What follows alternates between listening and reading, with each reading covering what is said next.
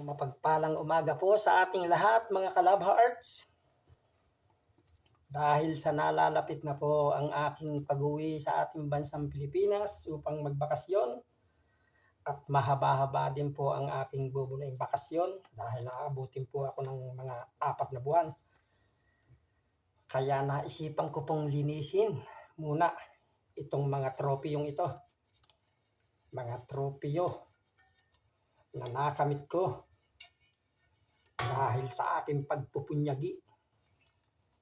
Ayan po, tingnan po ninyo mga ka-Love Hearts.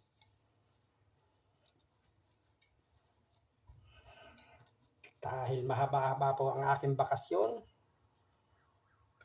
ay hindi ko po ito malilinisan. Kaya mabuti na pong umalis po ako. Mga ka-Love Hearts, sa December 18 na po ang aking pag-alis. At ako po sa Roma Fiumicino, sa airport pa po ng Roma sasakay. Kaya mas mainam na po. Gusto niyo po bang malaman ang history ng mga tropiyong ito bago mapasa kamay ko? Ayan, tingnan niyo po mga ka-Love Hearts. Ito po ang pinakamalaki sa lahat. Ayan, tingnan niyo po. Ito po'y nakamit ko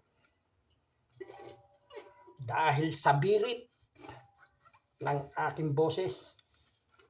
Dahil ito po'y nakamit ko dahil sa isang paligsahan na kung saan kay tawaging Gaya-Gaya Challenge sa pamamagitan po ng pag-awit. Ayan po, tingnan po ninyo mga ka-Love Hearts. Talaga pong masisiyahan kayo. Talaga pong palakpak ang aking 2 tainga nang makamit ko ang tropiyong ito. Dahil talaga po namang napakaganda. Tingnan po ninyo. Ito po'y hanggang sa aking pagtanda ay magiging isang alaala. Dahil nakamit ko po ito sa pamamagitan ng aking pagpupunyagi. Tingnan po ninyo mga ka-Love Hearts. Akin pong natatandaan itong tropiyong ito ay nakamit ko dahil sa ang ginaya ko pong boses dito ay yung boses ni Steelheart. Ang kinanta ko po dito ay yung kanyang awiting sikat sa buong mundo, yung pong She's Gone. Dahil po sa mataas ang boses na yun ay sa kasama ang palad ako'y pangalawa lamang po sa mga nagwagi. Natalo po ako ng aking katunggali dahil lamang sa isang birit. Yun lamang po ang pinagkatalunan. She's gone out of my life. I'm so strong. I'm to blame.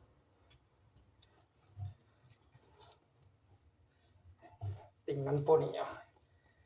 Yan po.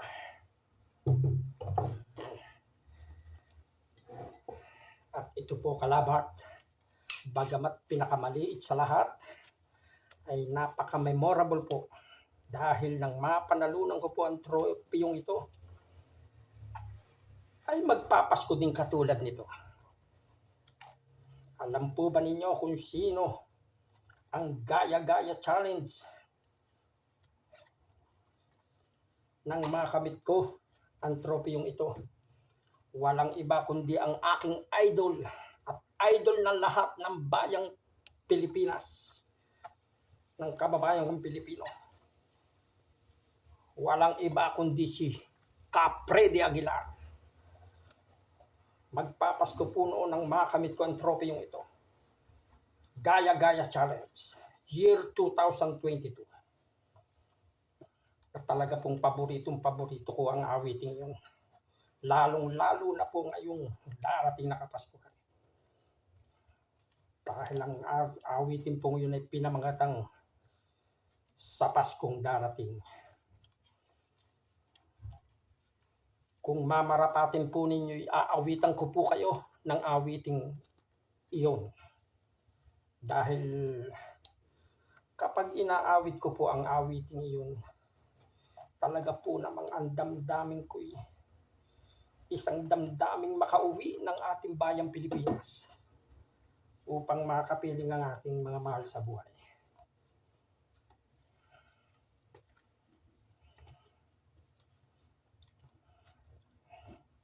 Tingnan po ninyo, bagamat pinakamaliit sa lahat, pero memorable po ang trophy ito. Tingnan po ninyo. At bagamat isang taon na nakalipas, napakaganda pa rin. Nada. At aawitin ko po ang awiting ito pamasko dahil sa magpapasko na po. At sa susunod na linggo po, sa susunod na araw ng Lunes, kami po'y paalis na upang bumalik sa ating bayang Pilipinas. Gusto ko pong handungan kayo ng awiting ito. God bless you all.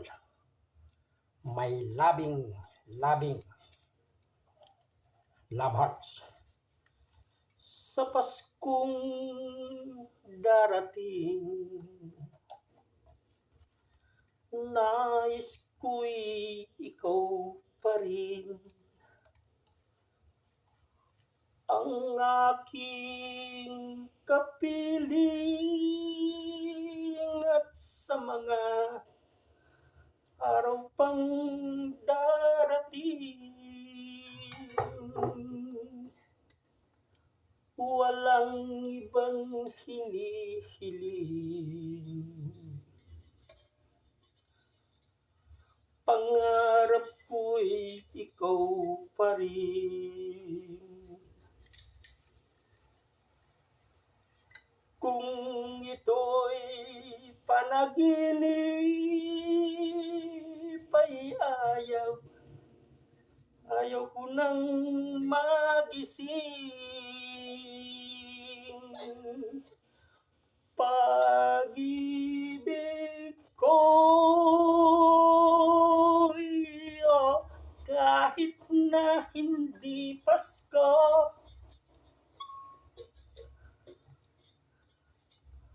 ang buhay kong ito ay laging laan sa'yo. Sana'y huwag magbabago ang matamis mong pagtingin. Kahit na hindi Pasko, giliw, ako'y lagi mong mahalin.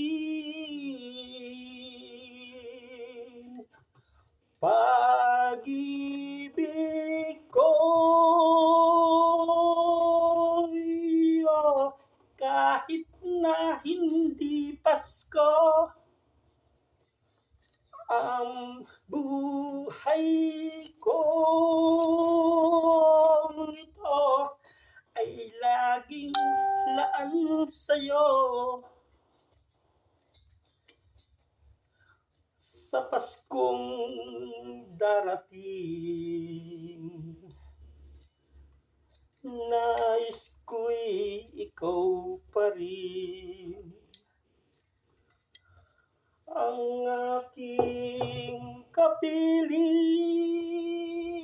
at sa mga araw pang darating,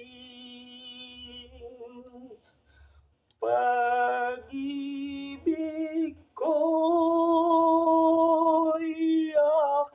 kahit na hindi Pasko, ang buhay ko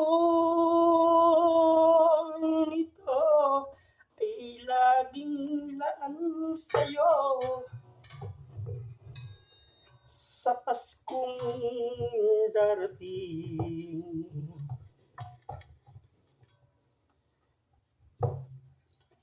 pag-ibig ko'y ikaw pa rin.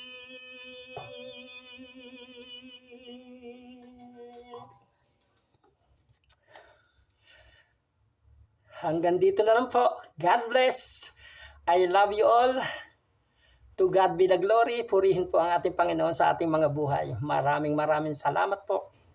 Thank you for watching.